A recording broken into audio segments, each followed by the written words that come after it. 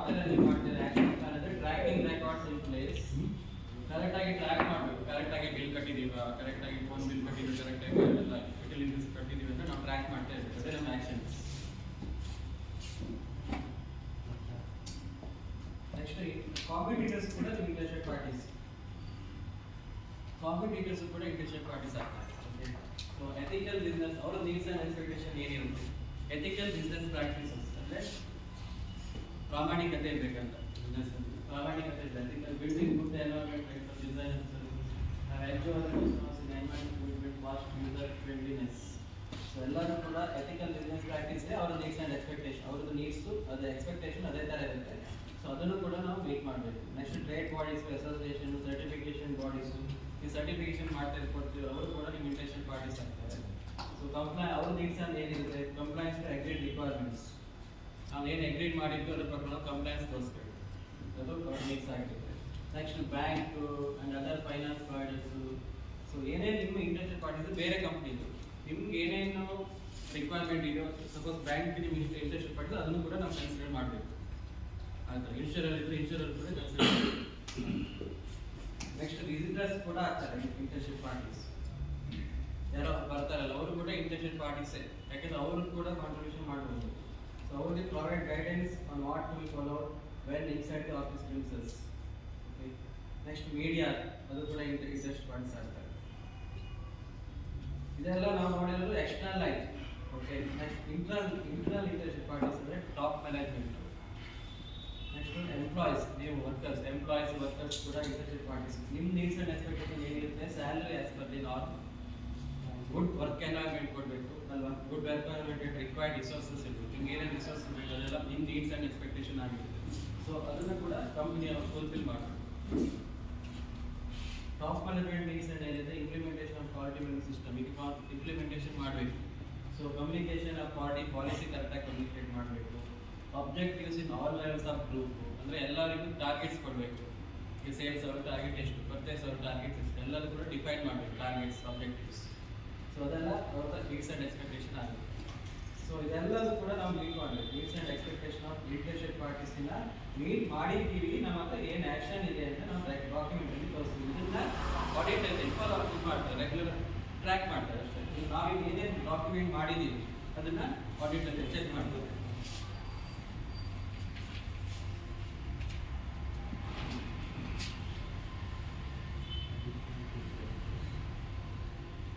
Interested parties आता है, needs and expectation of interested parties आता है। समझिए आपको needs and expectation of interested party, interested parties को समझा आपने फर्स्ट इसे देख रहे हैं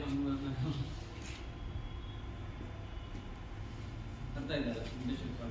interested parties needs and expectation, customer ಏನು ನೀಡ್ಸ್ ಇದೆ, ಸಪ್ಲೈಯರ್ ಏನು ನೀಡ್ಸ್ ಇದೆ, ಇಲ್ಲಿ ಎಂಪ್ಲಾಯೀಸ್ ಏನು ನೀಡ್ಸ್ ಇದೆ, ಎಲ್ಲರೂ ಕೂಡ ನಾವು ಫುಲ್ಫಿಲ್ ಮಾಡಬೇಕು. ಅದಕ್ಕೆ ನಮ್ಮ ಹತ್ರ ಏನು ಆ್ಯಕ್ಷನ್ಸ್ ಇದೆ ಅಂತ ತೋರಿಸಿದೆ.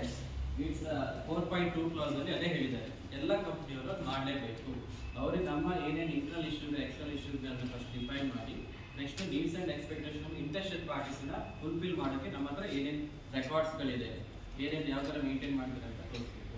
ಅದು ಕ್ಲಾಸ್ ನಂಬರ್ 4.1 ಆಯಿತು. 4.2 ಆಯಿತು. ನೆಕ್ಸ್ಟ್ 4.3 ಅಲ್ಲಿ ನೋಡೋಣ ಏನೇನಿದೆ.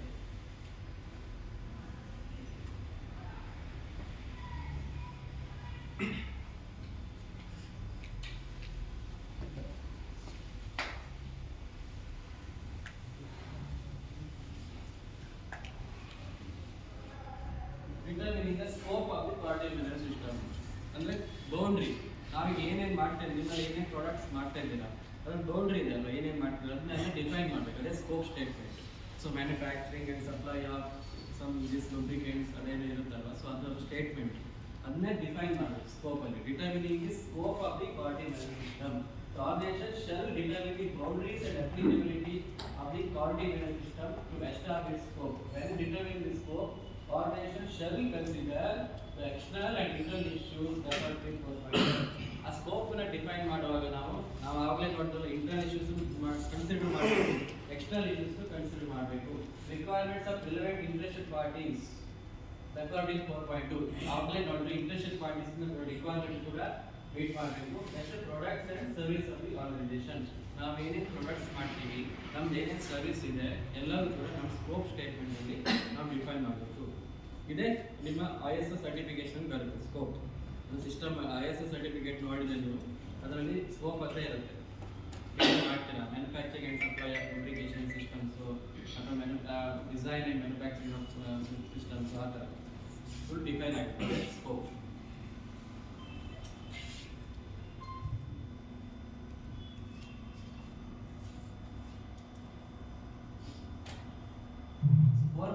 ಅಲ್ಲಿ quality management system and its process. ಇವತ್ತ ಪ್ರೊಸೆಸ್ ಇದೆ, ನಿಮ್ಮ ಎಂಡ್ ಪ್ರಾಡಕ್ಟ್ ಆಗುವ ಒಂದು ಪ್ರೊಸೆಸ್ ನೀವು ಡಿಫೈನ್ ಮಾಡಿದ್ರೆ ಅದನ್ನ ಪ್ರೊಸೆಸ್ ಫ್ಲೋ ಚಾರ್ಟ್ ಅಲ್ಲಿ ನಾವು ಹೇಳಬೇಕು. ಸ್ಟಾರ್ಟಿಂಗ್ ಇಂದ ಏನು ಬರುತ್ತೆ, ರಾ ಮೆಟೀರಿಯಲ್ ಹಿಡಿದು ಡಿಸ್ಪ್ಯಾಚ್ ಆಗೋರಿಗೆ ನಾವು ಏನೇನು ಪ್ರೊಸೆಸ್ ಫಾಲೋ ಮಾಡ್ತೀವಿ ಅಂತ ಫ್ಲೋ ಚಾರ್ಟ್ ಅಲ್ಲಿ, ಪ್ರೊಸೆಸ್ ಫ್ಲೋ ಚಾರ್ಟ್ ಅಲ್ಲಿ ಅದಕ್ಕೆ ಕ್ವಾಲಿಟಿ ಕ್ಲಾಸಸ್ಗೆ ಏನು ಡಿಫೈನ್ ಸಂಬಂಧ ಇದೆ ಅಂತ ಮಾಡ್ಕೊಂಡು ಪ್ರೊಸೆಸ್ ಇಂಟ್ರಾಕ್ಷನ್ ಮ್ಯಾಪ್ ಅಂತ ಮಾಡಬೇಕು. ಅದನ್ನ 4.4 ಅಲ್ಲಿ ಹೇಳ್ತೀವಿ. ಸೊ ಇದೆಲ್ಲ ಡಾಕ್ಯುಮೆಂಟ್ ಇದ್ದಾಗ ನೀವು ಕಸ್ಟಮರಿಗೆ ಕೂಡ ನಾವು ಎಕ್ಸ್ಪ್ಲೈನ್ ಮಾಡ್ಬೋದು. ಸೊ ನಮ್ದು ಈ ಥರ ಪ್ರೊಸೆಸ್ ಇದೆ, ಈ ನಮ್ಮ ಕ್ವಾಲಿಟಿ ಮ್ಯಾನೇಜ್ ಸಿಸ್ಟಮಲ್ಲಿ ನಾವು ಇದನ್ನು ಅಡಾಪ್ಟ್ ಮಾಡ್ಕೊಂಡಿದ್ದೀವಿ ಅಂತ ಕಸ್ಟಮರಿಗೆ ಕೂಡ ತೋರಿಸ್ಕೋಬೋದು. Starting from raw material to dispatch and your sales and service ಅದನ್ನು ಕೂಡ ಅದರಲ್ಲಿ ಸೇರಿಸ್ಕೋಬೋದು ಇದರಲ್ಲಿ ನಿಮ್ಮ ಪ್ರೊಸೆಸ್ಸಲ್ಲಿ.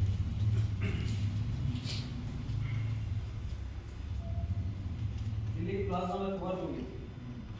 ಕಂಟೆಕ್ಸ್ಟ್ ಆಫ್ ಆರ್ಗನೈಸೇಷನ್ ಮುಗಿತು, ಕ್ಲಾಸ್ ನಂಬರ್ 4 ಆಯಿತು. ಓಕೆ, ನೆಕ್ಸ್ಟ್ ಕ್ಲಾಸ್ ನಂಬರ್ 5 ಏನು,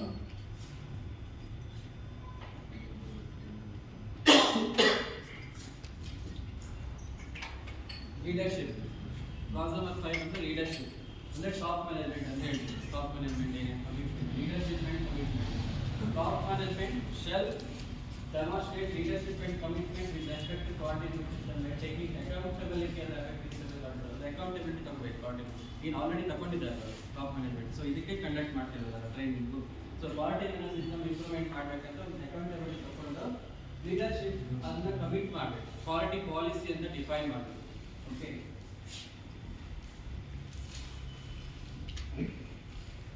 ಇದರಲ್ಲಿ ಕಸ್ಟಮರ್ ಫೋಕಸ್ ಕೂಡ top management shall demonstrate leadership and commitment with respect to customer focus by ensuring that customer requirement applicable, ಏನೇನು ರೆಗ್ಯುಲೇಟರಿ ರಿಕ್ವೈರ್ಮೆಂಟ್ ಇದೆ, legal requirement ಇದೆ ಎಲ್ಲರೂ ಕೂಡ ಮೀಟ್ ಮಾಡಬೇಕು. ಕಸ್ಟಮರ್ ಫೋಕಸ್ ಇದು ಮಾರ್ಕೆಟಿಂಗ್ ಡಿಪಾರ್ಟ್ಮೆಂಟ್ ಅಪ್ಲಿಕೇಬಲ್ ಕೂಡ ಆಗುತ್ತೆ ಈ ಕ್ಲಾಸ್. ಕಸ್ಟಮರ್ ಫೋಕಸ್ ಒಂದು ಆರ್ಡರ್ ಹಿಡಿಯುವಾಗ ಅವ್ರ ಕಸ್ಟಮರ್ ಏನೇನು ಲೀಗಲ್ ರಿಕ್ವೈರ್ಮೆಂಟ್ ಇದೆ ಎಲ್ಲ ರಿಕ್ವೈರ್ಮೆಂಟ್ ಕೂಡ ಅರ್ಥ ಮಾಡ್ಕೋಬೇಕು. ಟೆಕ್ನಿಕಲ್ ರಿಕ್ವೈರ್ಮೆಂಟ್ಸ್, ಲೀಗಲ್ ರಿಕ್ವೈರ್ಮೆಂಟ್ಸ್ ಎಲ್ಲರೂ ಕೂಡ ಅರ್ಥ ಮಾಡ್ಕೋಬೇಕು. ಸೊ ಅದು ಡಾಕ್ಯುಮೆಂಟ್ ಇರಬೇಕು. ಕಸ್ಟಮರ್ 5.1.1 ಕ್ಲಾಸಲ್ಲಿ ಕಸ್ಟಮರ್ ಫೋಕಸ್ ಬಗ್ಗೆ ಹೇಳಿದೆ. Top management and top management drive ಮಾಡಿದ್ರೆ ಮಾರ್ಕೆಟಿಂಗ್, ಇದರಲ್ಲಿ ಮಾರ್ಕೆಟಿಂಗ್ ಸೇಲ್ಸ್ ಆ್ಯಂಡ್ ಮಾರ್ಕೆಟಿಂಗ್ ಅವರು ಅದನ್ನು ಈ ಕ್ಲಾಸ್ ಅಪ್ಲಿಕೇಬಲ್ ಆಗುತ್ತೆ.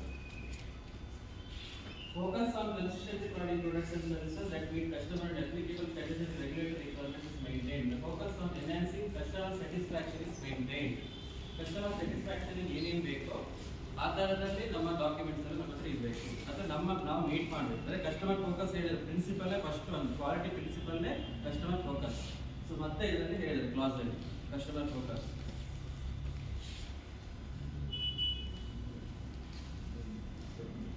ನೆಕ್ಸ್ಟ್ 5.2 ಅಲ್ಲಿ quality policy.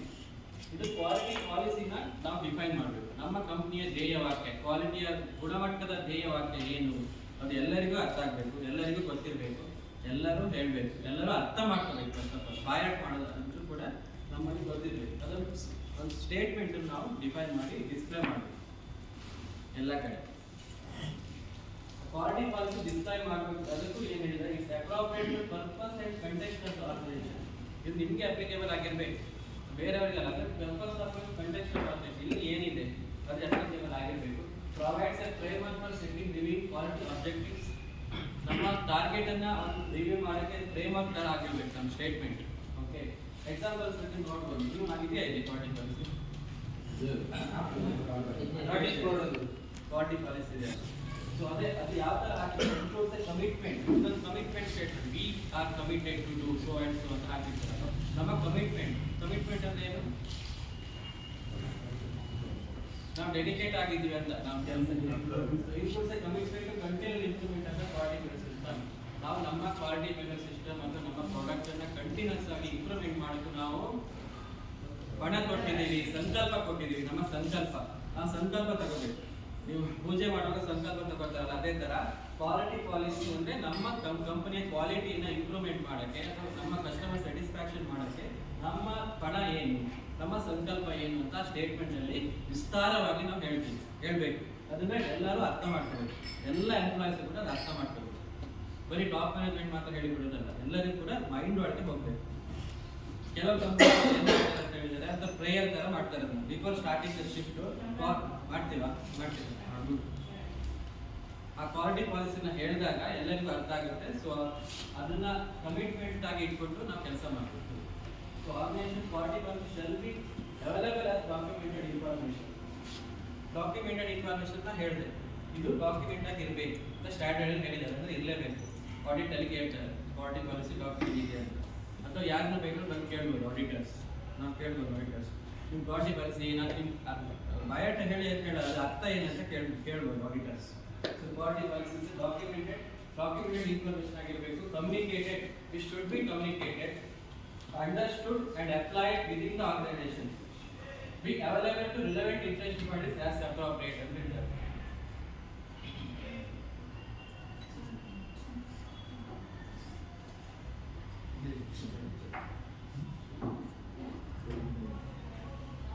so it's available to relevant and interested parties as appropriate. ಅಂದ್ರೆ ಇದು ನಮ್ಮ ಇಂಟರ್ನೆಟ್ ಪಾರ್ಟೀಸ್ ಸಪ್ಲೈಯರ್ ಕೂಡ ನಮ್ಮ ಕ್ವಾಲಿಟಿ ಪಾಲಿಸಿ ಗೊತ್ತಿರಬೇಕು. ಈ ಗ್ರೂಪ್ ಸೊಲ್ಯೂಷನ್ ಕ್ವಾಲಿಟಿ ಪಾಲಿಸಿ ಏನಂತ ಅವರಿಗೂ ಕೂಡ ಗೊತ್ತಿರಬೇಕು. So it should available to relevant interested parties as appropriate. ಗೊತ್ತಿರಬೇಕು ಕ್ವಾಲಿಟಿ ಪಾಲಿಸಿ. ಕ್ವಾಲಿಟಿ ಪಾಲಿಸಿ ನಿಮ್ಮ ಕ್ವಾಲಿಟಿ ಪಾಲಿಸಿ ಯಾರು ಹೇಳ್ತೀರಾ? ಯಾರು ನೋಡಿ ಹೇಳ್ತೀರಾ? ನಮ್ದು ಗ್ರೂಪ್ ಕಂಪ್ನಿ ಕ್ವಾಲಿಟಿ ಪಾಲಿಸಿ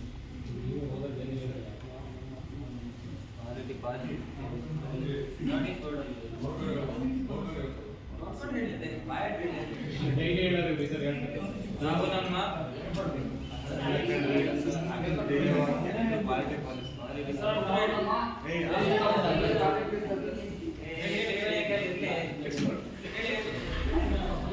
ಮಾಮೂಲಿ ಸ್ಲೋಗನ್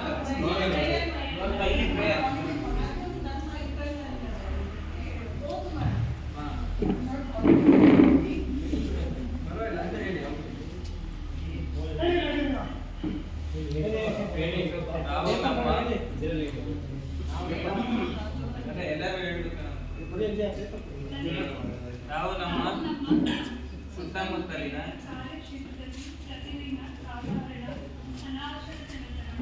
ಹಣದ ದುರುಪಯೋಗ ಹಾಗೂ ಅಪಘಾತ ಒತ್ತಡಗಳನ್ನು ಕಡಿಮೆ ಮಾಡಿ ನಮ್ಮ ಕಾರ್ಯಕ್ಷೇತ್ರ ಮತ್ತು ಗ್ರಾಹಕರ ಸೇವೆಗಳನ್ನು ಅಭಿವೃದ್ಧಿಗೊಳಿಸುತ್ತೇವೆ ಎಂದು ಈ ಮೂಲಕ ಪ್ರತಿಜ್ಞೆ ಮಾಡುತ್ತೇವೆ.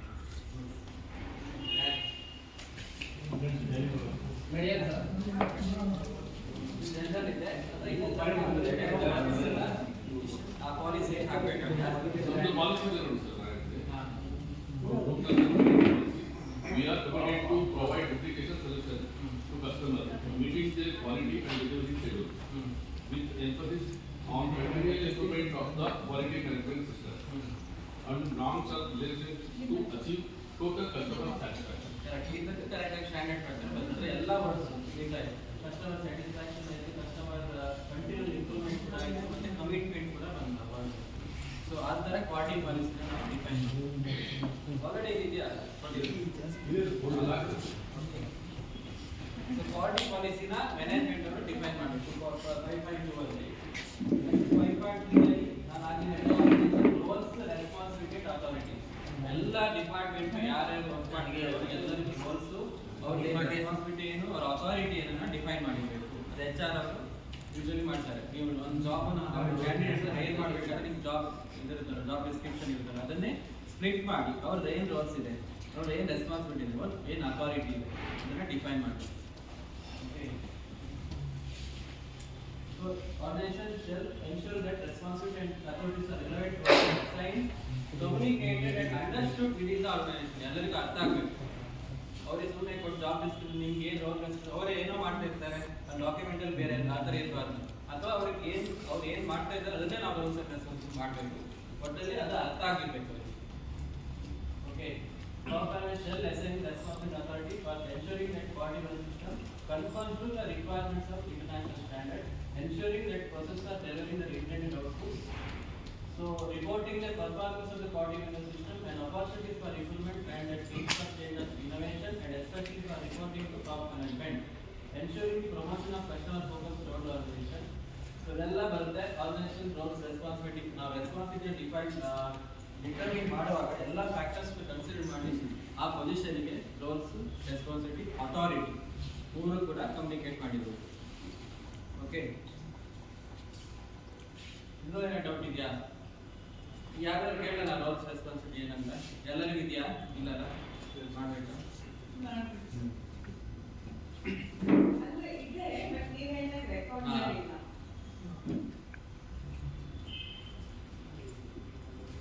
ಸೊ ಇಲ್ಲಿಗೆ ಕ್ಲಾಸ್ ನಂಬರ್ 5 ಇದಾಗಿದೆ. ಓಕೆ, ಕ್ಲಾಸ್ ನಂಬರ್ 5 ಏನೇನು ನೋಡಿದ್ವಿ ನಾವು? ಲೀಡರ್ಶಿಪ್, ಕಮಿಟ್ಮೆಂಟ್, ಕಸ್ಟಮರ್ ಫೋಕಸ್, ಮತ್ತೆ quality policy, next quality, organisation roles, responsibility, authority. Okay, next clause number 6 ಏನು? ಪ್ಲಾನಿಂಗ್. ಕ್ಲಾಸ್ ನಂಬರ್ 6 ಬಂದು ಪ್ಲಾನಿಂಗ್, ಕ್ಲಾಸ್ ನಂಬರ್ 4 ಬಂದು context of the organisation, clause number 5 ಬಂದು leadership, class number 6 ಇದೆ planning. So ಈಗೆಲ್ಲ ನಾವೆಲ್ಲ plan stage ಅಲ್ಲಿ ಇದ್ದೀವಿ. Plan PDP cycle ಅಲ್ಲಿ ಎಲ್ಲ ಪ್ಲಾನ್. ಓಕೆ, ಇದರಲ್ಲಿ ಪರ್ಟಿಕ್ಯುಲರ್ 6 is ಪ್ಲಾನಿಂಗ್ ಒಂದು. So planning for A quality management system. Okay, ಇದರಲ್ಲಿ ನಾವು ಫಸ್ಟ್ ರಿಸ್ಕ್ ನ ಕನ್ಸಿಡರ್ ಮಾಡಬೇಕು. 6.1 ಅಲ್ಲಿ ರಿಸ್ಕ್ ಬರುತ್ತೆ. ಆಗ್ಲೇ ನಾನು ಹೇಳಿದೆ ರಿಸ್ಕ್ ಅಂದ್ರೆ ಏನು? ಅನ್ಡಿಸೈರ್ಡ್ ಎಫೆಕ್ಟ್ಸ್. ಒಂದು ಫಂಕ್ಷನ್ ಅಲ್ಲಿ ಕಂಪನಿಯಲ್ಲಿ ತುಂಬಾ ರಿಸ್ಕ್ಗಳು ಬರ್ಬೋದು. ಪರ್ಫಾರ್ಮ್ ಮಾಡ್ಬೇಕಾದ್ರೆ ನಿಮ್ಮ ಮಾಡ್ತಾ ಇದ್ದೀರಾ, ಪ್ರಾಡಕ್ಟ್ ಮಾಡ್ತಾ ಇದ್ದೀರಾ, ಅದೊಂದು ಏನೋ ಸೊಲ್ಯೂಷನ್ಸ್ ಮಾಡ್ತಾ ಇದ್ದೀರಾ, ನಿಮ್ಗೆ ತುಂಬಾ ರಿಸ್ಕ್ಗಳು ಬರುತ್ತೆ. ಸೊ ಎಲ್ಲ ರಿಸ್ಕ್ಗಳನ್ನ ಮೊದಲೇ ಏನೇನು ರಿಸ್ಕ್ ಬರ್ಬೋದು ಪ್ರಿಡಿಕ್ಟ್ ಮಾಡಿ ಅದಕ್ಕೆ ನಮ್ಮ ಹತ್ರ ಏನು ಆಕ್ಷನ್ಸ್ ಇದೆ ಅಂತ ನಾವು ಡಿಫೈನ್ ಮಾಡ್ತೀವಿ. ಅದೇ risk method. Risk and opportunities. Risk ಮಾಡಿದಾಗ ರಿಸ್ಕ್ನ ಫೈಂಡ್ ಔಟ್ ಮಾಡಿದಾಗ ನಮ್ಗೆ ಆಪರ್ಚುನಿಟೀಸ್ ಕೂಡ ಆಟೋಮೆಟಿಕ್ ಆಗಿ ಕ್ರಿಯೇಟ್ ಆಗುತ್ತೆ ಅಲ್ವಾ? ರಿಸ್ಕ್ ಅಂಡ್ ಆಪರ್ಚುನಿಟೀಸ್ ಕೂಡ ಕ್ರಿಯೇಟ್ ಆಗುತ್ತೆ. ಸೊ ಅದಕ್ಕೆ ನಾವು ರಿಸ್ಕ್ನ ಮಿಟಿಗೇಟ್ ಮಾಡೋಕ್ಕೆ ನಮ್ಮ ಹತ್ರ ಏನೇನು ಆಕ್ಷನ್ಸ್ ಇದೆ ಅಂತ ನಾವು ಮನೇಲೆ ಡಿಸೈಡ್ ಮಾಡ್ತೀವಿ. ಆಗಲೇ ಹೇಳಿದ ಇದನ್ನ ಎಲ್ಲರೂ ಮಾಡಿರ್ತಾರೆ. ಇವನ್ ಇಸ್ರೋದವರು ಕೂಡ ಮಾಡಿರ್ತಾರೆ. ಚಂದ್ರಯಾನ ವಿಕ್ರಮ್ ಲ್ಯಾಂಡ್ ಆಗುವಾಗ ಏನೇನು ಪ್ರಾಬ್ಲಮ್ಸ್ ಬರುತ್ತೆ ಅದೇ ಮೊದಲೇ ಪ್ರಿಡಿಕ್ಟ್ ಮಾಡಿರ್ತಾರೆ. ಅಲ್ಲಿ ಪಾಸಿಬಿಲಿಟೀಸ್ ಏನೇನು ಇರ್ತೋ ಅದನ್ನು ಮೊದಲೇ ಪ್ರಿಡಿಕ್ಟ್ ಮಾಡಿ ಅದಕ್ಕೆ ನಾವು ಯಾವ ಥರ ರೆಡಿ ಇರಬೇಕು ಅದನ್ನ ಆ ಸಿಸ್ಟಮ್ ಅಲ್ಲಿ ಹಾಕ್ತಾರೆ. ಅದೇ ರಿಸ್ಕ್ ಮೆಥಡಾಲಜಿ. ಸೊ ನಮ್ಮ ಪ್ರಾಡಕ್ಟ್ ನಾವು ಡೆಲಿವರ್ ಮಾಡುವಾಗ ಕಮಿಷನಿಂಗ್ ಮಾಡೋವರೆಗೂ ನಮ್ಮ ಏನೇನು ರಿಸ್ಕ್ಗಳು ಬರ್ಬೋದು ಅದನ್ನು ಮೊದಲೇ ಪ್ರಿಡಿಕ್ಟ್ ಮಾಡಿ ಅದಕ್ಕೆ ಏನೇನು ಆಕ್ಷನ್ಸ್ ನಾವು ತಗೋಬೇಕು ಅಂತ ರೆಡಿ ಮಾಡಬೇಕು. ಅದೇ ರಿಸ್ಕ್ ಅನಾಲಿಸಿಸ್. ಅದರಲ್ಲಿ ಎಕ್ಸ್ಪೆಕ್ಟೆಡ್ ಅಂತ ನೀವೇ ಚಾನ್ಸಸ್ ಬರ್ಬೋದು. ಸಮಟೈಮ್ಸ್ ಅನ್ಎಕ್ಸ್ಪೆಕ್ಟೆಡ್ ಆಗಿ ಏನೆಲ್ಲ ರಿಸ್ಕ್ ಫೇಸ್ ಮಾಡಬೇಕಾಗುತ್ತೆ. ನೆಕ್ಸ್ಟ್ ರಿವ್ಯೂ ಮಾಡ್ತಾರೆ. Again you to review risk ನ ಒಂದ್ಸಲ ಮಿಟಿಗೇಟ್ ಮಾಡಿ ಬಿಟ್ಬಿಡೋಲ್ಲ. It's to be reviewed periodically ಆಗಿ ರಿವ್ಯೂ ಮಾಡ್ತೀವಿ. ಹೊಸ ರಿಸ್ಕ್ಗಳು ಆ್ಯಡ್ ಆಗ್ತಾ ಇರ್ಬೋದು. ಸೊ ಅದನ್ನ ನೆಕ್ಸ್ಟ್ ಆಗಬೇಕು ನೀವು ಅದನ್ನು ಕೂಡ ರಿಸ್ಕ್ ಅನಾಲಿಸಿಸ್ ಅಲ್ಲಿ ಕನ್ಸಿಡರ್ ಮಾಡಬೇಕು. That is called risk analysis. Observing some of employee also is in Yeah, risk ನ ಎಕ್ಸಾಂಪಲ್ ಕೊಟ್ಟಿದ್ದೆ ಸುಮಾರು.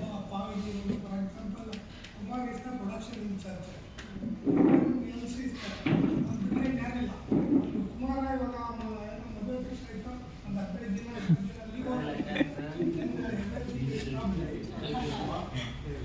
So what is the action ಅನ್ನೋದ್ರೆ ನೆಕ್ಸ್ಟ್ ಆಲ್ಟರ್ನೇಟ್ ಪರ್ಸನ್ ಕೂಡ ಇರಬೇಕು. ಅದು ಅದೇ ಆಕ್ಷನ್ಸ್ ಅಂತದೆ ಆ ರಿಸ್ಕಿಗೆ. ಎಕ್ಸಾಂಟಿಸಮ್ ಆಗುತ್ತೆ ರಿಸ್ಕ್ ನಮ್ಮ ಹತ್ರ ಆಲ್ಟರ್ನೇಟ್ ಪರ್ಸನ್ ಡಿಲೇ ಆಗ್ತದೆ. ವರ್ಕ್ ಡಿಲೇ ಆಗ್ತದೆ. ವರ್ಕ್ ಡಿಲೇ ಆದ್ರೆ ಏನಾಗುತ್ತೆ? Ultimately customer dissatisfaction. Alternative vendor ಒಂದೇ ಪ್ರಾಡಕ್ಟ್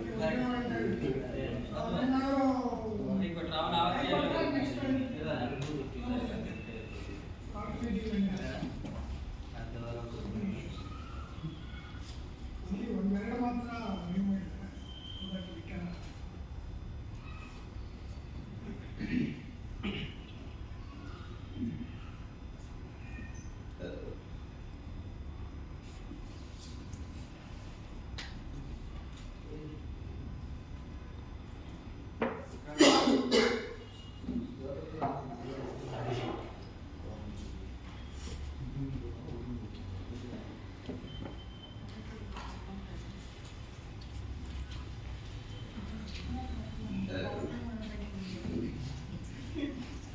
ಇದು ಆರ್ಗನೈಸೇಷನ್ ಲೆವೆಲ್ ಅಲ್ಲಿ ರಿಸ್ಕ್ ತಗೊಂಡ್ರೆ ಇದು ಜನರಲ್ ಆಗಿ ರಿಸ್ಕ್ ತಗೊಂಡ್ರೆ ಒಂದು ಮಾರ್ಕೆಟ್ ಫ್ಲಕ್ಚುಯೇಷನ್ ಆಗ್ಬೋದು. ಇದು ಮೇಜರ್ ರಿಸ್ಕ್ ಆಗುತ್ತೆ. ಮಾರ್ಕೆಟ್ ಫ್ಲಕ್ಚುಯೇಷನ್ಸ್ ಆಗ್ತಾ ಇರುತ್ತೆ. ಸೊ ಅದಕ್ಕೆ ಅದು ಇಂಟ್ರೆಸ್ಟ್ ಪಾರ್ಟೀಸ್ ಯಾರಂದ್ರೆ ಟಾಪ್ ಮ್ಯಾನೇಜ್ಮೆಂಟ್. ಪೊಟೆನ್ಷಿಯಲ್ ಇಶ್ಯೂ ಏನಾಗುತ್ತೆ ಅದರಿಂದ ರಿಡಕ್ಷನ್ ಇನ್ ಬಿಸ್ನೆಸ್ ಆಗುತ್ತೆ. ಸೊ ಅದನ್ನ ನಾವು ರಿಸ್ಕ್ ನ ಎರಡು ತರ ಇದು ಮಾಡ್ತೀವಿ, ಒಂದು ಕಾನ್ಸಿಕ್ವೆನ್ಸಸ್ ಮತ್ತೆ ಲೈಕ್ಲಿಹುಡ್ ಅಂತ. ಕಾಣ್ತಾ ಇಲ್ವಾ?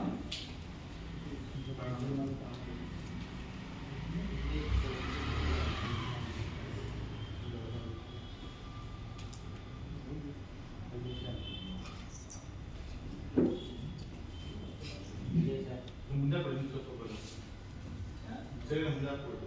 ಆಗಲ್ಲ ಸರ್, ಅದು ಹಾಗೆ ಕೇಬಲ್ ಕೇಬಲ್ ಚೇರ್ ಎಲ್ಲ ಮುಂದೆ ಹಾಕ್ಬಿಡು. ಮುಂದ್ಗಡೆ ಎರಡು ಲೈನ್ ಮುಂದೆ ಬಂದು ನೀವು ಹಿಂದೆ ಕಾಣ್ತಾ ಇದೆ.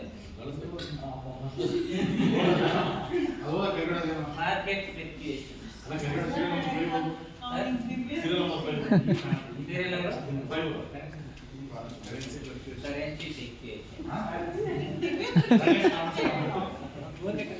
On time delivery. Suppose for example market fluctuation ಅಂದ್ರೆ consequences 1 to 5 rating ಅಲ್ಲಿ 1 to 5 rating ಅಲ್ಲಿ 4 ಕೊಟ್ರೆ ಓಕೆ, ಇದೆಲ್ಲ 1 to 5 rating ಕಾನ್ಸಿಕ್ವೆನ್ಸ್ ಎಷ್ಟು, ಅದರ ಕಾನ್ಸಿಕ್ವೆನ್ಸ್ ಅಂದ್ರೆ ಅದರ ಇಂಪ್ಯಾಕ್ಟ್ ಏನು, ನೆಕ್ಸ್ಟ್ ಅದರ ಲೈಕ್ಲಿಹುಡ್ ಅಂದ್ರೆ ಇದು ಅಕರೆನ್ಸ್ ಎಷ್ಟು, ಅದು ಯಾವ ತರ ಆಗ್ತದೆ, ಯಾವತ್ತೂ ಆಗ್ತಾನೆ ಇರುತ್ತಾ ಅಥವಾ ಒಂದು ರ್ಯಾರಲಿ ಆಗುತ್ತಾ ಅಂತ. ಸೊ ಅದು ಕೂಡ ಲೆಜೆಂಡ್ ಇದೆ ಇಲ್ಲಿ ಕೆಳಗಡೆ. ಇಲ್ಲಿ ನೋಡಿ 1 to 5 ರೇಟಿಂಗ್ ಅಲ್ಲಿ 1 ಅಂದ್ರೆ ಇನ್ಸಿಗ್ನಿಫಿಕೆಂಟ್, 2 ಅಂದ್ರೆ ಮೈನಸ್, 5 ಅಂದ್ರೆ ಎಕ್ಸ್ಟ್ರೀಮ್. ಅದ್ರ ಕಾನ್ಸಿಕ್ವೆನ್ಸಸ್ ಜಾಸ್ತಿ ಇದೆ, ಇಂಪ್ಯಾಕ್ಟ್ ಜಾಸ್ತಿ ಇದೆ. 1 to 5 ರೇಟಿಂಗ್ ಅಲ್ಲಿ ನಾವು ರೇಟಿಂಗ್ ಕೊಟ್ರೆ ನೆಕ್ಸ್ಟ್ ಲೈಕ್ಲಿಹುಡ್ ಅಂದ್ರೆ 1 ಅಂದ್ರೆ ರೇರ್ ಅಂತ, 5 ಅಂದ್ರೆ ಆಲ್ಮೋಸ್ಟ್ ಸರ್ಟೈನ್ ಅಂದ್ರೆ ಆಗ್ತಾನೆ ಇರುತ್ತೆ ಆ ಥರ ಪ್ರಾಬ್ಲಮ್, ಆ ಥರ ರಿಸ್ಕ್ ಆಗ್ತಾನೆ ಇರ್ಬೋದು. ಸೊ ಆ ರೇಟಿಂಗ್ ತರ ನಾವು ಕೊಟ್ರೆ ಎಕ್ಸಾಂಪಲ್ ಅಲ್ಲಿ ಮಾರ್ಕೆಟ್ ಫ್ಲಕ್ಚುಯೇಷನ್ ಗೆ ಕಾನ್ಸಿಕ್ವೆನ್ಸಸ್ 4 ಕೊಟ್ರೆ ಇದೆಲ್ಲ ರೆಡಿ ಮಾಡಿ ಇಟ್ಕೊಂಡಿರೋದನ್ನ ತೋರಿಸ್ತಾ ಇರೋದು. ಆಕ್ಚುಲಿ ನಾವು ಮಾಡ್ತೀವಿ. ಲೈಕ್ಲಿಹುಡ್ 2 ಕೊಟ್ರೆ ಟೋಟಲ್ ರೇಟಿಂಗ್ 8 ಆಗುತ್ತೆ, ಅಂದ್ರೆ 4 into 2, 4ನ 4 into 2 ಮಾಡಿದ್ರೆ ಟೋಟಲ್ ರೇಟಿಂಗ್ 8 ಆಗುತ್ತೆ. ಸೊ ಇದು ಸಿಗ್ನಿಫಿಕೆನ್ಸ್ ಆಫ್ ರಿಸ್ಕ್ ಅಂತ ಹೇಳಿದ್ರೆ ಲೋ ರಿಸ್ಕ್, LMH ಅಂದ್ರೆ is it low risk, medium risk or high risk, ಅದನ್ನು ಕೂಡ ನಾವು ಇದು ಮಾಡಬೇಕು. ಅದರಲ್ಲೂ ಕೂಡ ಟೋಟಲ್ ರೇಟಿಂಗ್ ಮೇಲೆ ಡಿಪೆಂಡ್ ಆಗುತ್ತೆ. Risk rating score of 6 and below is considered as a low risk. Okay, rating 7 to 16 ಇದ್ರೆ medium risk, risk rating score of above 16 ಇದ್ರೆ ಹೈ ರಿಸ್ಕ್ ಅಂತ ಕನ್ಸಿಡರ್ ಮಾಡ್ತೀವಿ ನಾವು ಮಾಡ್ಕೊಂಡ್ರೆ. ಸೊ ಇದನ್ನ ನಾವು ಯಾವ ತರ ಹೇಳ್ಬೋದು, 8 ಅಂದ್ರೆ low risk high risk medium risk, it's a medium risk market fluctuation. So ಇದಕ್ಕೆ ನಮ್ಮ ಹತ್ರ ಅಪರ್ಚುನಿಟೀಸ್ ಏನಿದೆ, ಅಪರ್ಚುನಿಟೀಸ್ ಕೂಡ ಕ್ರಿಯೇಟ್ ಆಗುತ್ತೆ. ಏನ್ ಹೇಳಿ, finding a new market area, finding a new customer. So market fluctuation ಆಗ್ತಿರೋ ಒಂದು ಅಪರ್ಚುನಿಟೀಸ್ ಆಲ್ರೆಡಿ ಕ್ರಿಯೇಟ್ ಆಗಿರುತ್ತೆ. So you have to find out new market area and you have to find out new customer. That is the opportunity. And what is our action plan in ಇದಕ್ಕೆ? ನಮ್ಮ ಹತ್ರ action plan ಏನಿದೆ ಅಂದ್ರೆ marketing is work towards adding new customers, entering new market areas. That is our action. So ಇದೇ ತರ ಎಲ್ಲ ರಿಸ್ಕ್ಗಳಲ್ಲಿ ನಾವು opportunities ಕೂಡ ಕ್ರಿಯೇಟ್ ಮಾಡ್ಕೊಂಡ್ಬಿಟ್ಟು ಅದಕ್ಕೆ ಏನು ಆಕ್ಷನ್ಸ್ ಇದೆ ಅಂತ ಡಿಫೈನ್ ಮಾಡಬೇಕು. ಹೈ ರಿಸ್ಕ್ ನಾವು ಜಾಸ್ತಿ actions compliance to legal requirements, ಇದು ಹೈ ರಿಸ್ಕ್ ಆಗುತ್ತೆ. ಈಗ PF ಅಥವಾ ESI ಅದು ಏನೋ ಗೌರ್ಮೆಂಟ್ ಇಂದ ಏನೋ ನಾವು ಕರೆಕ್ಟ್ ಆಗಿ ಕಂಪ್ಲೈನ್ಸ್ ಇಲ್ಲ ಅಂತ ಹೇಳಿದ್ರೆ ಅಥವಾ ಟ್ಯಾಕ್ಸ್ ಕರೆಕ್ಟಾಗಿ ಕಟ್ಟಿಲ್ಲ ಅಂದ್ರೆ ಇಟ್ಸ್ ಹೈ ರಿಸ್ಕ್. ಟ್ಯಾಕ್ಸ್ನ ಕರೆಕ್ಟಾಗಿ ಒನ್ ಟೈಮ್ ಪೇಮೆಂಟ್ ಮಾಡಿಲ್ಲ ಅಂದ್ರೆ ಇಟ್ಸ್ ಹೈ ರಿಸ್ಕ್ ಆಗುತ್ತೆ. So legal action, potential issues ಏನಾಗುತ್ತೆ, ಲೀಗಲ್ ಆಕ್ಷನ್ ಆಗುತ್ತೆ ಕಂಪ್ನಿ. ಸೊ ಇದರ ಕಾನ್ಸಿಕ್ವೆನ್ಸಸ್ 1 to 5 ಅಲ್ಲಿ 5 ಕೊಟ್ಟರೆ ಲೈಕ್ಲಿಹುಡ್ ಇದು ಆಗೋ ಚಾನ್ಸಸ್ ಕಮ್ಮಿ ಇರುತ್ತೆ. 5 ಕೊಟ್ಟರೆ 5 ಟೋಟಲ್ ರೇಟಿಂಗ್ 5 ಆಗುತ್ತೆ. 5 ಕೊಟ್ಟಿದೆ.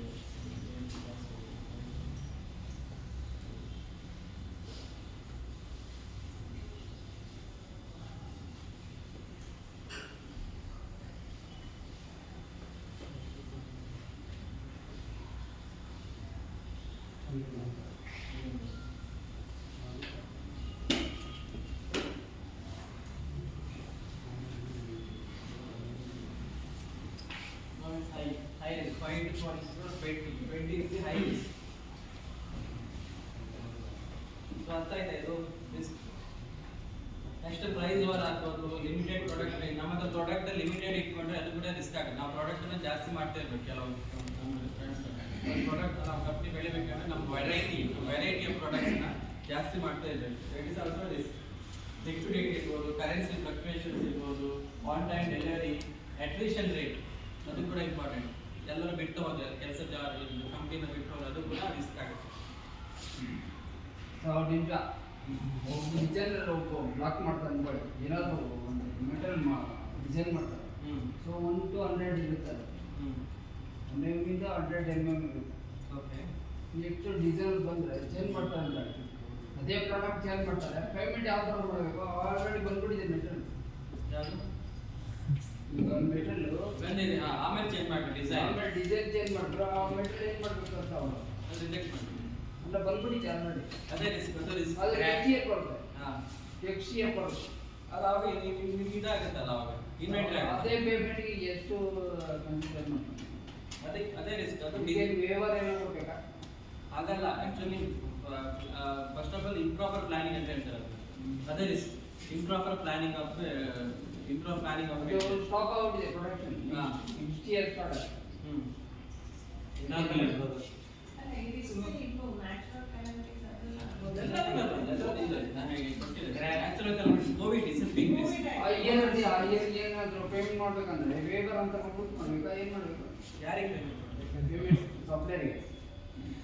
ಅಲ್ಲ, ಅದು ಫಸ್ಟ್ ಆಫ್ ಆಲ್ ಕರೆಕ್ಟ್ ಆಗಿ ಪ್ಲಾನ್ ಮಾಡಬೇಕಲ್ಲ ಮೆಟೀರಿಯಲ್ ಯಾವ ತರ ಯಾಕೆ ಬಂತು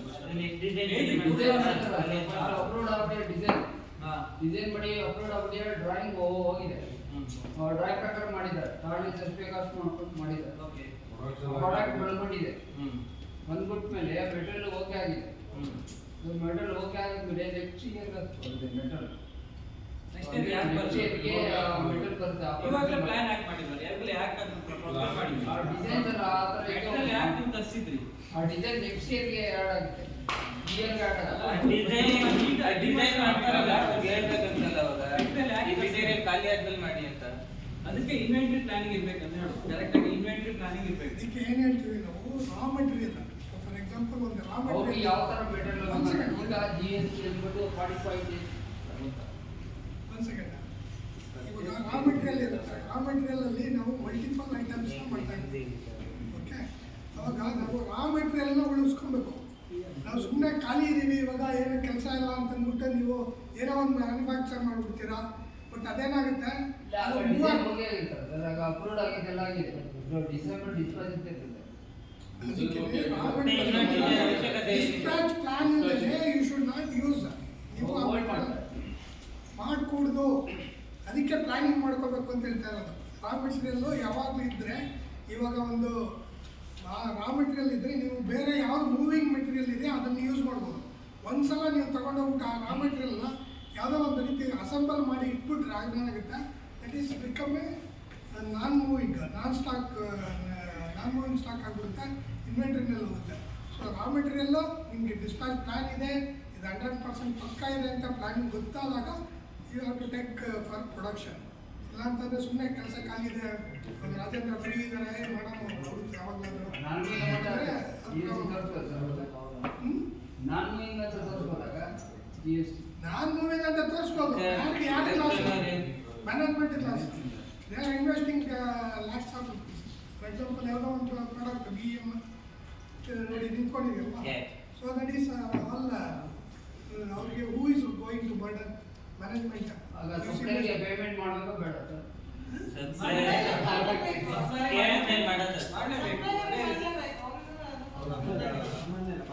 ಈಗ ಡಿಸೈನ್ ಚೇಂಜ್ ಆಗ್ಬಿಟ್ಟಿದೆ, ಯಾವಾಗ ಏನು ಮಾಡೋದು? ಡಿಸೈನ್ ಚೇಂಜ್ ಆಗ್ಬಿಡ್ತಲ್ಲ. ಡಿಸೈನ್ ಚೇಂಜ್ ಆದ್ರೆ ಮೆಟೀರಿಯಲ್ ಖಾಲಿ ಆದ್ಮೇಲೆ ಮಾಡ್ತೀವಿ. ಕನ್ಸ್ಯೂಮ್ ಮಾಡೋ ಹೊಸ ಡಿಸೈನ್ ಬರುತ್ತೆ, ಅಲ್ಲಿ ಹೊಸ ಡಿಸೈನ್ ಮಾಡಬಾರ್ದು. ಹೌದು, ಹೇಗೆ ಕೊಟ್ಟಿದ್ದಾರೆ ಸರ್? ಅದಕ್ಕೆ ರಾಜೇಂದ್ರ ಸರ್ ಪ್ಲಾನ್ ಮಾಡಬೇಕು.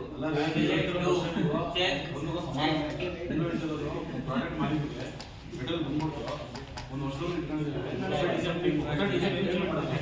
ಡಿಸೈನ್ ಅನ್ಲೆಸ್ ಅಂಟಿಲ್ ಇರೋ ಪ್ರಾಡಕ್ಟ್ ಪ್ರಾಬ್ಲಮ್ ಇದ್ರೆ ಮಾತ್ರ ಹೊಸ ಡಿಸೈನ್ ಹೋಗ್ಬೇಕು. ಇರೋ ಪ್ರಾಡಕ್ಟ್ ಅಲ್ಲಿ ಪ್ರಾಬ್ಲಮ್ ಇಲ್ಲ ಅಂದ್ರೆ ಹೊಸ ಡಿಸೈನ್ ಏನಕ್ಕೆ ಹೋಗ್ತಾರೆ? ಹಂಗೂ ಕಸ್ಟಮರ್ ಮಾಡ್ರು ಅಂದ್ರೆ ನಾವು ಅದು ಇನ್ ಕೇಸ್ ಹೊಸ ಕಸ್ಟಮರ್ ಡಿಸೈನ್ ಮಾಡಿದ್ವಿ ಮ್ಯಾನುಫ್ಯಾಕ್ಚರರ್ ಇರ್ತಾರೆ, ಅವರು ಇವ್ರ ಹತ್ರ ಕಸ್ಟಮರ್ ಹತ್ರ ಒಂದು ಅಪ್ರೂವಲ್ ತಗೊಂತಾರೆ. ಪೇಮೆಂಟ್ ಏನು ಕಾರ್ಡ್ ಅಪ್ಲೋಡ್ ಮಾಡಿದ್ದಾರೆ, ಅವರು ಡಿಸೈನ್ ಮಾಡೋರು ಅಂತ ಹೇಳಿ ಅವಾಗ ಅವಾಗ See, ಇಲ್ಲ, it is not man-dependent. ಇರುತ್ತೆ. It is not man-dependent. It is a company. So ನೀವು ನಾನು ಏನು ಪ್ರೊಡ್ಯೂಸ್ ಮಾಡ್ತೀನಿ ಅದನ್ನ ನೀನು ತಗೊಳ್ಳೇಬೇಕು. ನೀನು ತಗೊಂಡಾಗ ತಿಪ್ಪೆ ಬಿಸಾಕ್ತೀಯ ಏನೋ ಅಲ್ಲ ಸರ್, ಅವ್ರು ಕೇಳ್ತಾ ಇರೋದು ಸರ್. ವಾಟ್ ಎವರ್ ಪ್ರೊಡ್ಯೂಸ್ಡ್, ನಾನು ಏನು ಪ್ರೊಡ್ಯೂಸ್ ಮಾಡಿದ್ದೀನಿ ಅದು ನೀನು ತಗೊಳ್ಳೇಬೇಕು. ಅಲ್ಲ ಸರ್, ಅವ್ರು ಕೇಳ್ತಾ ನೀನು ಸೇಲ್ ಇರೋದು ಮಾಡ್ಕೊಂಡ್ರೆ ಅದು ಮಾಡು. ಮೆಟೀರಿಯಲ್ ತರಿಸ್ಬಿಟ್ಟಿದೀವಿ, ಸಪ್ಲೈಯರ್ಗೆ ಪೇಮೆಂಟ್ ಮಾಡ್ಬೇಕಾ ಬೇಡ? ಮಾಡ್ಬೇಕು ಅಂತ ಮಾಡ್ಲೇಬೇಕು. ಅಲ್ಲ, ಅದು ವಾಪಸ್ ತಗೊಂಡು ಹೋಗ್ತಾರೆ. ನಮ್ದೇ ಪ್ರಾಬ್ಲಮ್, ಅವರಿಗೆ ಸಪ್ಲೈಯರ್ ಆಗಿ ಸಫರ್, ನಮ್ಮ ಪ್ರಾಬ್ಲಮ್. ನೆಕ್ಸ್ಟ್ ಇಯರ್ ಬರುತ್ತೆ. ನೆಕ್ಸ್ಟ್ ಇಯರ್ ವರ್ಗೂ ನಮ್ಮ ಹತ್ರನೇ ಇರುತ್ತೆ ಸ್ಟಾಕ್ ಅಂತ.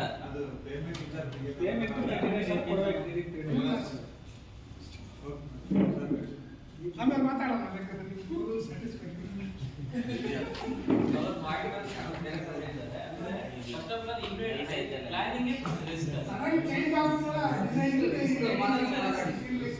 ಅದು ಒಂದು risk. Sudden change of design change. ನಮ್ಮ ಎಕ್ಸಿಸ್ಟಿಂಗ್ ಡಿಸೈನ್ ಯಾವ ತರ ಇದೆ, ಕಸ್ಟಮರ್ ಮೊದಲೇ ಅಪ್ಲೋಡ್ ತಗೋಬೇಕು. ಅದು ಕನ್ಸ್ಯೂಮ್ ಆಗಲಾದ್ರೆ ನಾವು ಡಿಸೈನ್ ಚೇಂಜ್ ಮಾಡಿ, ಇಲ್ಲ ಪ್ರೊಕ್ಯೂರ್ ಮಾಡೋಕೆ ಕರೆಕ್ಟ್ ಆಗಿ ನಮ್ಮ ಪ್ರೊಡಕ್ಷನ್ ಪ್ಲಾನ್ ಪ್ರಕಾರ ನಾವು ಪ್ರೊಕ್ಯೂರ್ ಮಾಡಬೇಕು. ನಮ್ಮ ಅಂದ್ರೆ ಆರ್ಡರ್ ಮಾಡ್ಬೇಕು ನಮ್ಮ ಸಪ್ಲೈಯರ್ ಇಂದ. ನಮ್ಗೆ ಜಾಸ್ತಿ ಬೇಕಾಬಿಟ್ಟು ಆರ್ಡರ್ ಮಾಡಬಾರ್ದು. ನಮ್ಗೆ ಎಷ್ಟೆಷ್ಟು ಬೇಕು ರಿಕ್ವೈರ್ಮೆಂಟ್ ಅದ್ರ ಪ್ರಕಾರ ನಾವು ನಮ್ಮ ಸಪ್ಲೈಯರ್ ಹತ್ರ ನಾವು ಆರ್ಡರ್ ಮೆಟೀರಿಯಲ್ ತರಿಸ್ಕೋಬೇಕು. ಫಸ್ಟ್ ಆಫ್ ಆಲ್ ಅದು ಬೇಸಿಕ್ ರೂಟ್ ಕಾಸ್.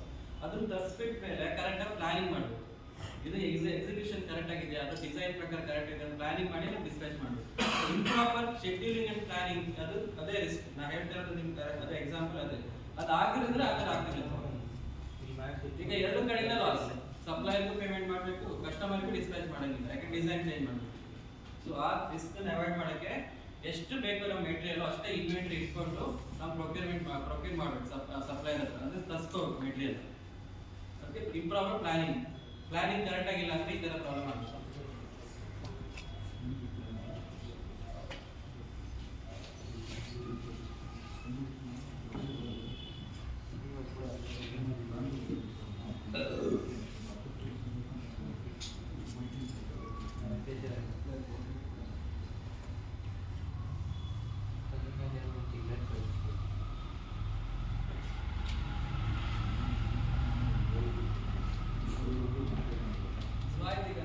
ಆಯ್ತದ ಆಕ್ಟಿವಿಟಿ ಕೊಡೋಣ. ಯಾವ್ದಾರ ಅರ್ಜೆಂಟ್ ಇದೆಯಪ್ಪ? ಅರ್ಜೆಂಟ್ ಇದೆಯಾ ಪ್ರೊಡಕ್ಷನ್? ಈಗ ನಾವು ಕಳ್ಸೋ ಅಂತ ಇಲ್ಲ ಜಾಸ್ತಿ ಚೇಂಜ್ ನೀವು ನೋಟ್ಪ್ಯಾಡ್ ಇದೆ ಎಲ್ಲ, ನಾನು ನಿಮ್ಗೆ ಆಕ್ಟಿವಿಟಿ ಕೊಡ್ತೀನಿ. ನಿಮ್ಮಲ್ಲಿ ನಿಮಗೆ ಏನೇನು ರಿಸ್ಕ್ ಏನಿದೆ ಎಲ್ಲ ಒಂದು ಲಿಸ್ಟ್ ಮಾಡಿ. ಓಕೆ, ಸೇಲ್ಸ್ ಅಂದರೆ ಸೇಲ್ಸು, ನಿಮ್ಮ ಡಿಪಾರ್ಟ್ಮೆಂಟಲ್ಲಿ ಏನೇನು ರಿಸ್ಕ್ ಬರುತ್ತೆ ಅಂದರೆ ಲಿಸ್ಟ್ ಮಾಡಿ. ಅಟ್ಲೀಸ್ಟ್ ಒಂದು 4-5 ರಿಸ್ಕ್ ಆದರೂ ಲಿಸ್ಟ್ ಮಾಡಿ. 5 to 10 minutes ಟೈಮ್ ಕೊಡ್ತೀವಿ. ನಿಮ್ಗೆ ಅರ್ಥ ಆಗಬೇಕು ಕರೆಂಟ್ ಎಲ್ಲ ರಿಸ್ಕ್. 5 minutes ಟೈಮ್ ಕೊಡ್ತೀನಿ. ನಿಮ್ಮಲ್ಲಿ ಏನೇನು ರಿಸ್ಕ್ ಬರುತ್ತೆ ಅದನ್ನು ಲಿಸ್ಟ್ ಮಾಡಿ. ನಿಮ್ಮ ವರ್ಕಲ್ಲಿ ಬೇರೆ ಬೇರೆ ಥರ ನೋಡಿ, ನೀವು ಮಾಡ್ತಿರೋ ಕೆಲಸದಲ್ಲಿ ಏನೇನು ರಿಸ್ಕ್ಗಳು ಬರುತ್ತೆ ಅಂತ ಲಿಸ್ಟ್ ಮಾಡಿ. आपको भी तुम्हारे डिपार्टमेंट में कुछ रिस्क आता है? Diet नहीं है क्या?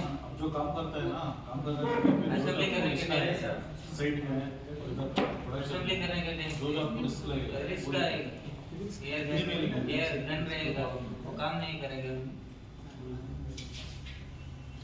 कंप्रेसर चालू नहीं हुआ तो बंद। करंट पे आए तो वैसा आयुष से करके रिस्क 2-3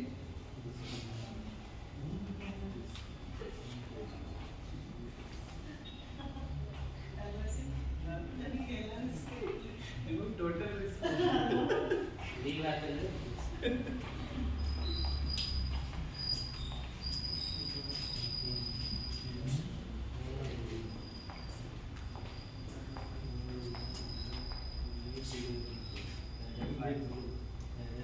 तो ना नहीं हुआ मुझे बड़ा मेनू बुक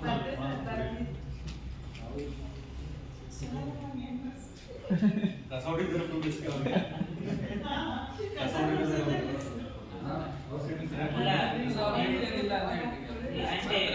ಕರೆಕ್ಟ್ ಆಗಿ ಮೆಟೀರಿಯಲ್ ವಿನೈಲ್ ಇಲ್ಲ ಅಂದ್ರೆ ರಿಸ್ಕ್. ಕರೆಕ್ಟ್ ಆಗಿ ನೀರಿಲ್ಲ ಅಂದ್ರೆ ರಿಸ್ಕ್, ನೀರಿಲ್ಲ ಅಂದ್ರೆ ರಿಸ್ಕ್. ಮೋಪ್ ಇಲ್ಲ ಅಂದ್ರೆ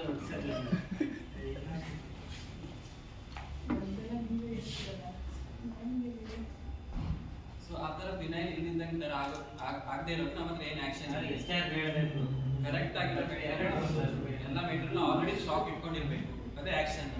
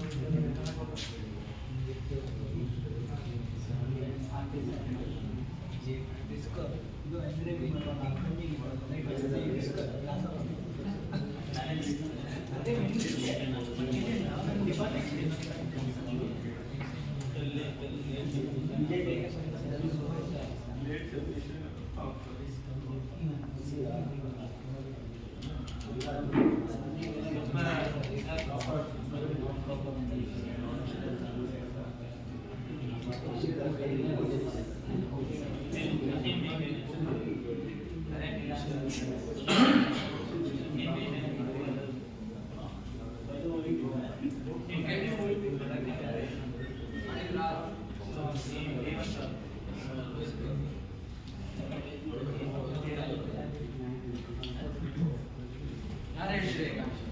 ಅಲ್ಲ ಈಚ್ ಡಿಪಾರ್ಟ್ಮೆಂಟ್ ಇಂದ ಒಂದೊಂದು ಇಸ್ಕೊಂಡ್ಬಿಡಿ ಬೇಡ. ಕುಮಾರನೇ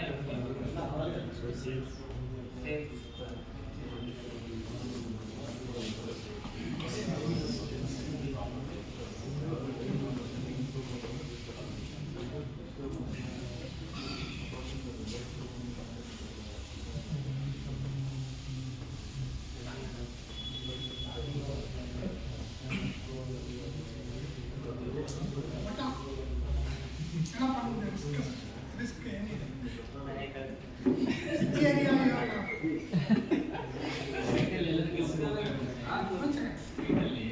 ಜೋಕ್ ಅಲ್ಲ ಇದು. This is a serious issue. Joke ತಮಾಷೆ will keep it outside. Listen to the ಸೈಟಿಗೆ ಎಲ್ಲಾದ್ರೂ ಒಂದು ಕಡೆ ಕೆಲ್ಸಕ್ಕೆ ಹೋಗಿದ್ದೆ ಸರ್.